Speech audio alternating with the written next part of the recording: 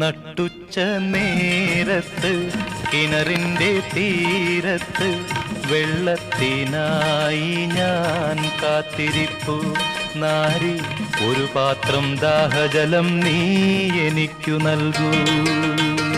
അയ്യയ്യോ നീയൊരു യൂതൻ, ഞാൻ ഇന്നൊരു ശമരായത്തി, ഞാൻ കോരിയ വെള്ളം തൊട്ടാൽ തീണ്ടലില്ലേ, ഞാൻ കോരിയ വെള്ളം തൊട്ടാൽ തീണ്ടലില്ലേ.